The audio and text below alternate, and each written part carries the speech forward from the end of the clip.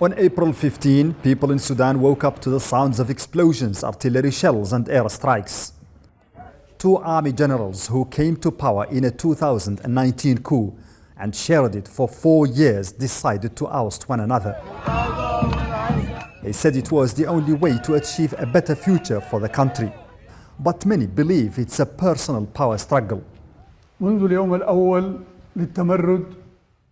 Since the beginning of the mutiny led by the so-called Mohamed HAMDAN DAGALO, our armed forces took up the full responsibility to crush this treacherous plot and the groups behind it.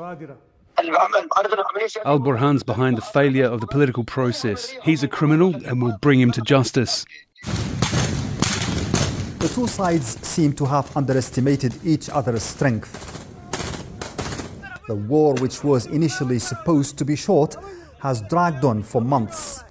The army, relying heavily on its air power, kept control of its general command and a few military bases in and outside Khartoum. Fighters from the Rapid Support Forces paramilitary went into residential districts for hideouts, occupied major public facilities including the presidential palace, and took parts of the western regions of Darfur and North Kordofan states. Rights groups and the UN accused RSF fighters of committing atrocities, including mass ethnic cleansing, rape and abductions in the city of Janina, capital of West Darfur. The war has forced up to 3 million people from their homes. 700,000 have fled to neighboring countries. 27 million Sudanese are affected in some way or another. Diplomatic efforts started in May with a series of meetings in Jeddah under joint US-Saudi supervision. But they all failed to bring about more than brief humanitarian ceasefires that were never respected. The Sudanese army and people believe this war has been imposed on them and that it's supported by foreign countries, unfortunately. There's an Arab country standing behind it. The proposed solutions do not contain strategic or smart incentives that could lure the warring sides to serious talks.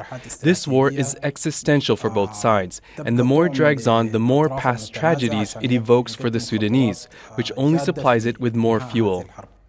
The Sudanese army welcomed the proposals and for the first time announced readiness to end the fighting if the RSF withdraws from public buildings and private homes and stops looting. For its part, the Rapid Support Forces said it's willing to negotiate and hand over power to a civilian government. The two sides have sent delegations back to Jeddah to resume talks. With hopes of a decisive victory on the battleground fading, the initial attitude seems to be changing. But there hasn't been any sign of mutual concessions that could lead to peace. Mohamed Vall, Al Jazeera, Port Sudan.